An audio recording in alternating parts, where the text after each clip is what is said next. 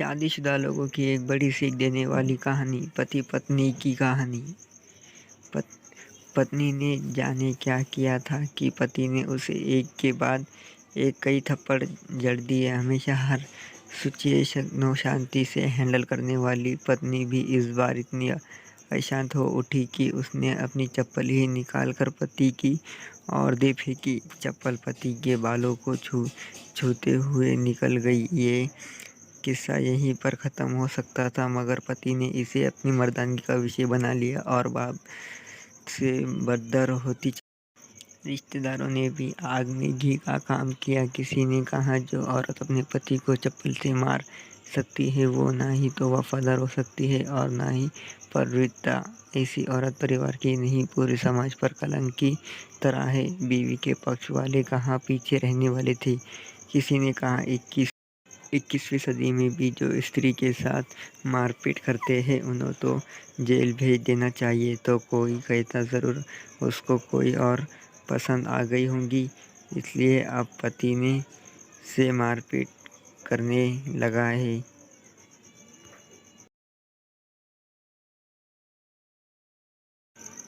बात कोर्ट तक पहुंच गई। दोनों पक्षों ने एक दूसरे के खिलाफ केस फाइल कर दिया। पति ने चरित्रहीन होने का तो पत्नी ने दहेज और शारीरिक उत्पीड़न का आरोप लगाया। 12 वर्षों से अधिक समय के लिए केस चला था। इन 2 वर्षों के दौरान दोनों पति पत्नी अलग अलग रहे थे। इन दोनों वर्षों के दौरान दोनों पक्षों के समर्थकों की संख्या कम हो गई थी। पहले जहां दोनों पक्षों में समर्थकों का समूह होता था, अब गिने चुने लोग रह गए थे। पति और पत्नी दोनों की आर्थिक स्थिति भी इस समय के दौरान नीचे गिरी चुकी थी, जिन्हें वो अपना शुभचिंतक समझ रहे थे। पैसों की बात आते ही उन्होंने भी अपना पक्ष धड़ल्ला लिया था। अगर कोई देने को राजी भी हो तो मोटे ब्याज की शर्त पर। आखिरकार वही हुआ जो सब चाहते थे, डिवोर्स। हर कोई खुश था, दोनों पक्षों के रिश्तेदार, उनकी माता पिता और दोनों की का वकील। लेकिन 5 साल की सुखद शादी और एक सुंदर बेटी होने के बाद मिलने इस डिवोर्स से पत्नी मुख थी और पति शांत। शायद ये एक इत्तेफाक ही था कि इस खुशी को मनाने के लिए दोनों पक्षों के अलग एक ही चाय की टपरी पर बैठे आमने सामने। इत्तेफाक इसलिए क्योंकि ज़्यादातर लोग जो एक दूसरे के विरोध पक्ष को सपोर्ट कर रहे थे वो एक दूसरे को अच्छे से जानते भी नहीं थे। पति पत्नी भी इन सभी से दूर एक दूसरे के सामने मौज पर बैठे थे।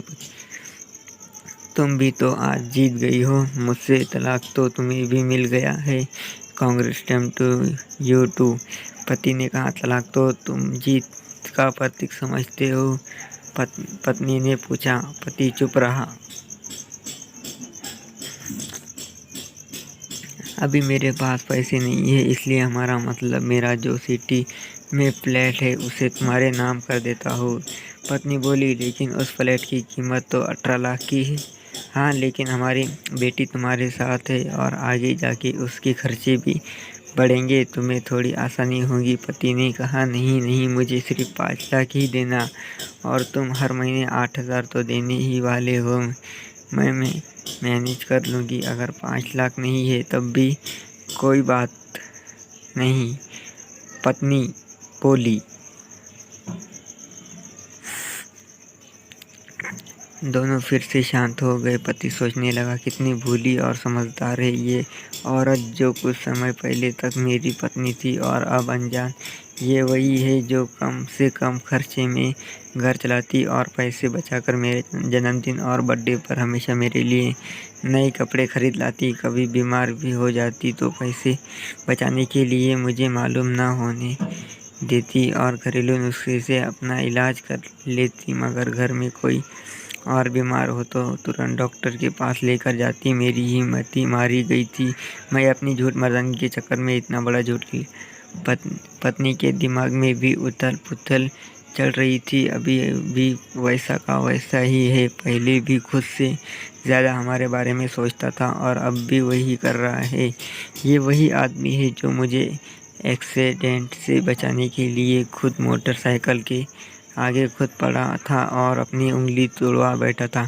पता नहीं कौन सी मायूस घड़ी में झगड़ा कर बैठी पत्नी ने मौका तोड़ने हुआ पूछा, तुम्हारे कमर का दर्द कैसे? पत्नी हल्का सा मुस्कुराई और बोली, अभी भी होता है, अब तो पेट में भी कंबल उठते हैं, वो तो होगा ही।